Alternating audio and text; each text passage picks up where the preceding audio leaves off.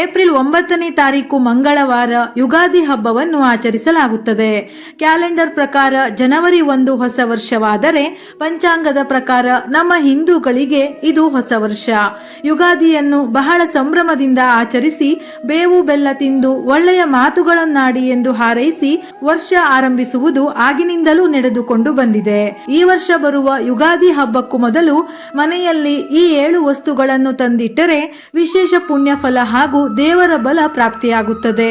ಕುಟುಂಬದ ಸದಸ್ಯರಿಗೆ ಮಾಡುವ ಕೆಲಸದಲ್ಲಿ ಯಶಸ್ಸು, ವರ್ಷ ಪೂರ್ತಿ ದುಡ್ಡಿನ ಬಲ ಉಂಟಾಗುತ್ತದೆ. ಈ 7 ಅದ್ಭುತ ಶಕ್ತಿ ಇರುವ ವಸ್ತುಗಳನ್ನು ಯುಗಾದಿ ಸಮಯದಲ್ಲಿ ದೇವರ ಮನೆಯಲ್ಲಿಟ್ಟರೆ ನಿಮ್ಮ ಜೀವನವೇ ಬದಲಾಗುತ್ತದೆ. ವಾಸ್ತು ದೋಷ, ನೆಗೆಟಿವ್ ಶಕ್ತಿಗಳು ದೂರವಾಗಿ ದೈವಶಕ್ತಿ ಮನೆಗೆ ಪ್ರವೇಶ ಆಗುತ್ತದೆ. ಅರಿಶಿನದ ಕೊಂಬನ್ನು ಯುಗಾದಿ ಹಬ್ಬದ ಮುನ್ನ ಅಥವಾ ಹಬ್ಬದ ದಿನ ತಂದರೆ ತುಂಬಾ ಒಳ್ಳೆಯದು.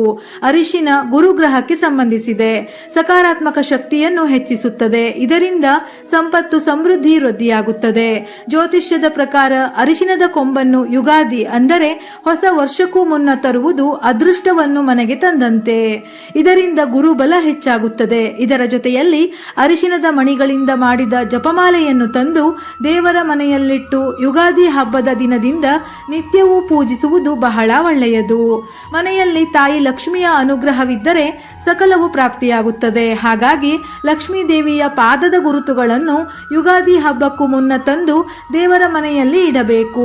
ಯುಗಾದಿ ಹಬ್ಬದ ದಿನ ಲಕ್ಷ್ಮಿಯ ಪಾದದ ಗುರುತುಗಳಿಗೆ ಅರಿಶಿನ ಕುಂಕುಮವನ್ನು ಹಚ್ಚಿ ಪೂಜಿಸಿ ನಂತರ ವರ್ಷ ಪೂರ್ತಿ ತಾಯಿ ಲಕ್ಷ್ಮಿಯ ಅನುಗ್ರಹ, ಧನ ಧಾನ್ಯ ಸಂಪತ್ತುಗಳು ಅಭಿವೃದ್ಧಿಯಾಗಲಿ ಎಂದು ಪ್ರಾರ್ಥಿಸಿ ಮುಖ್ಯ ದ್ವಾರದಲ್ಲಿ ದೇವಿ ಲಕ್ಷ್ಮಿಯ ಪಾದದ ಗುರುತುಗಳನ್ನು ಇಡಬೇಕು.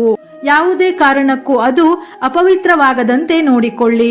ಹೊಸ್ತಿಲಿನ ಅಕ್ಕಪಕ್ಕ ಗೋಡೆಯ ಮೇಲೂ ಲಕ್ಷ್ಮಿಯ ಪಾದದ ಗುರುತುಗಳನ್ನು ಇಡಬಹುದು. ಮನೆಯ ಹೊಸ್ತಿಲಿನ ಮೂಲಕವೇ ಶುಭ ಅಶುಭಗಳೆರಡೂ ಬರುತ್ತವೆ. ಇದರಿಂದ ನಕಾರಾತ್ಮಕ ಶಕ್ತಿಗಳು ನಿವಾರಣೆಯಾಗಿ ಮನೆಯಲ್ಲಿ ಸಂಪತ್ತು, ಸಂತೋಷ, ಸಮೃದ್ಧಿ ತುಂಬಿರುತ್ತದೆ. ಈ ಯುಗಾದಿ ಸಮಯದಲ್ಲಿ ಅರಿಶಿನದ ಅಕ್ಷತೆಯನ್ನು ತಪ್ಪದೇ ಇಡಬೇಕು. ದೇವರ ಕೋಣೆಯಲ್ಲಿ ಅಕ್ಷತೆ ಇಟ್ಟರೆ ಕುಟುಂಬದ ಸದಸ್ಯರಿಗೆ ಆ ಅಕ್ಷತೆಯ ಶಕ್ತಿಯಿಂದ ಪ್ರತಿ ಕೆಲಸದಲ್ಲೂ ಯಶಸ್ಸು ಉಂಟಾಗುತ್ತದೆ. ಲಕ್ಷ್ಮೀ ದೇವಿಯ ಅನುಗ್ರಹ ಪ್ರಾಪ್ತಿಯಾಗುತ್ತದೆ. ಚೆನ್ನಾಗಿರುವ ಪಾಲಿಶ್ ಮಾಡದೇ ಇರುವ ಅಕ್ಕಿ ಕಾಳುಗಳಿಗೆ ಶುದ್ಧವಾದ ಸ್ವಲ್ಪ ತುಪ್ಪ ಅಥವಾ ಕೊಬ್ಬರಿ ಎಣ್ಣೆಯನ್ನು ಬೆರೆಸಿ ನಂತರ ಅರಿಶಿನವನ್ನು ಸೇರಿಸಿ ಅಕ್ಷತೆಯನ್ನು ತಯಾರಿಸಬೇಕು. ಯಾವುದೇ ಕಾರಣಕ್ಕೂ ತುಂಡಾಗಿರುವ ನುಚ್ಚು ಅಕ್ಕಿ ಅಥವಾ ಹಾಳಾಗಿರುವ ಅಕ್ಕಿಯನ್ನು ಅಕ್ಷತೆಗೆ ಬಳಸಬಾರದು. ಅಕ್ಷತೆಯನ್ನು ತಯಾರಿಸುವ ಮೊದಲು ತಲೆ ಸ್ನಾನ ಮಾಡಿ ಶುದ್ಧವಾಗಿರಬೇಕು. ತಯಾರು ಮಾಡಿದ ಅಕ್ಷತೆಯನ್ನು ಒಂದು ಕೆಂಪು ವಸ್ತ್ರಕ್ಕೆ ಹಾಕಿ ಮೂಟೆಯ ರೀತಿ ಕಟ್ಟಿ ಮನೆಯ ಎಲ್ಲಾ ಸದಸ್ಯರು ಸ್ಪರ್ಶ ಮಾಡಿ ನಮಸ್ಕಾರ ಮಾಡಿಕೊಳ್ಳಬೇಕು. ಈ ಕೆಲಸವನ್ನು ಯುಗಾದಿ ಹಬ್ಬ ಬರುವ ತನಕವೂ ಮಾಡಬೇಕು. ಸಾಧ್ಯವಾದರೆ ಈ ಮೂಟೆಗೆ ನಿತ್ಯವೂ ಧೂಪ ತೋರಿಸಬೇಕು. ಯುಗಾದಿ ಹಬ್ಬ ಬಂದ ದಿನ ಈ ಅಕ್ಷತೆಯ ಮೂಟೆ ಬಿಚ್ಚಿ ಅದರಲ್ಲಿದ್ದ ಅಕ್ಷತೆಯನ್ನು ಸ್ವಲ್ಪ ಮನೆಯ ಎಲ್ಲ ಸದಸ್ಯರು ತಲೆಯ ಮೇಲೆ ಹಾಕಿಕೊಳ್ಳಬೇಕು. ಉಳಿದ ಅಕ್ಷತೆಯನ್ನು ಒಂದು ಡಬ್ಬಿಯಲ್ಲಿ ಹಾಕಿ ದೇವರ ಕೋಣೆಯಲ್ಲಿ ಅಥವಾ ಬೀರುವಿನಲ್ಲಿ ಇಟ್ಟು ಮುಖ್ಯವಾದ ದಿನಗಳಂದು ಆ ಅಕ್ಷತೆಯನ್ನು ತಲೆಯ ಮೇಲೆ ಇಟ್ಟುಕೊಂಡು ಮನೆಯಿಂದ ಹೊರ ಹೋಗಬೇಕು. ಹೀಗೆ ಮಾಡುತ್ತಾ ಬಂದರೆ ಈ ಅಕ್ಷತೆಯ ಅನುಗ್ರಹದಿಂದ ಸಕಲ ದೇವತೆಗಳ ಅನುಗ್ರಹ ಪ್ರಾಪ್ತಿಯಾಗುತ್ತದೆ. ಶ್ರೀ ಕೃಷ್ಣ ದೇವರಿಗೆ ತುಂಬಾ ಪ್ರಿಯವಾದ ನವಿಲುಗರಿಯನ್ನು ಮನೆಯಲ್ಲಿ ಇಡುವುದರಿಂದ ಮನೆಯಲ್ಲಿನ ಎಲ್ಲ ನಕಾರಾತ್ಮಕ ಶಕ್ತಿಗಳು ತೊಲಗಿ ಹೋಗುತ್ತದೆ. ದೇವಸ್ಥಾನಗಳಲ್ಲಿ ದೇವರಿಗೆ ನವಿಲುಗರಿಯಿಂದ ಗಾಳಿ ಬೀಸುವುದನ್ನು ಕೆಲವು ಕಡೆ ನೋಡಿರುತ್ತೀರಿ. ಹೀಗೆ ನವಿಲುಗರಿಯಿಂದ ನಿಮ್ಮ ಮನೆಯಲ್ಲಿ ಇರುವ ದೇವರ ವಿಗ್ರಹಗಳಿಗೆ ಹಾಗೂ ದೇವರ ಫೋಟೋಗಳಿಗೆ ನಿತ್ಯವೂ ಗಾಳಿ ಬೀಸುವುದರಿಂದ ಜನ್ಮ ಜನ್ಮಗಳ ಪುಣ್ಯ ಫಲ ಉಂಟಾಗುತ್ತದೆ. ನಿಮಗಿರುವ ಆರ್ಥಿಕ ಆರೋಗ್ಯ ಸಮಸ್ಯೆಗಳು ಶೀಘ್ರವಾಗಿ ದೂರವಾಗುತ್ತದೆ. ಸ್ವತಃ ನಾವೇ ದೇವರ ಸೇವೆ ಮಾಡಿದ ವಿಶೇಷ ಪುಣ್ಯ ಲಭಿಸುತ್ತದೆ. ಯುಗಾದಿ ಹಬ್ಬಕ್ಕೂ ಮುನ್ನ ನಿಮ್ಮ ಮನೆಯ ದೇವರ ಕೋಣೆಯಲ್ಲಿ ಒಂದು ತಾಮ್ರದ ಚೊಂಬನ್ನು ತಂದಿಡಿ. ಈಗಾಗಲೇ ತಾಮ್ರದ ಚೊಂಬಿದ್ದರೆ ಅದಕ್ಕೆ ನಿತ್ಯವೂ ನೀರನ್ನು ತುಂಬಿಸಿ ದೇವರ ಕೋಣೆಯಲ್ಲಿಡಿ. ಆ ಚೊಂಬಿಗೆ ಅರಿಶಿನ ಕುಂಕುಮ ಇಟ್ಟು ಸ್ವಸ್ತಿಕ್ ಚಿಹ್ನೆ ಬರೆದು ನೀರನ್ನು ತುಂಬಿಸಿ ದೇವರ ಮುಂದಿಡಬೇಕು. ಹೀಗೆ ಮಾಡಿದರೆ ಸಕಲ ದೇವತೆಗಳ ಅನುಗ್ರಹ ಆ ಮನೆಯ ಸದಸ್ಯರಿಗೆ ಪ್ರಾಪ್ತಿಯಾಗುತ್ತದೆ. ಶುದ್ಧ ಜಲ ಅಭಿವೃದ್ಧಿ ಹಾಗೂ ಶಾಂತಿಯ ಸಂಕೇತ. ಇದರಿಂದ ಮನೆಯಲ್ಲಿ ಶಾಂತಿಯ ವಾತಾವರಣ ಹಾಗೂ ದೈವ ಶಕ್ತಿ ಏರ್ಪಡುತ್ತದೆ. ನೀರನ್ನು ಬದಲಿಸುವಾಗ ಆ ನೀರನ್ನು ತೆಂಗಿನ ಮರ ಅಥವಾ ತುಳಸಿ ಗಿಡಕ್ಕೆ ಹಾಕಿ ಉಳಿದ ನೀರನ್ನು ಸ್ವಲ್ಪ ಎಲ್ಲರೂ ತಲೆಯ ಮೇಲೆ ಹಾಕಿಕೊಳ್ಳಬೇಕು.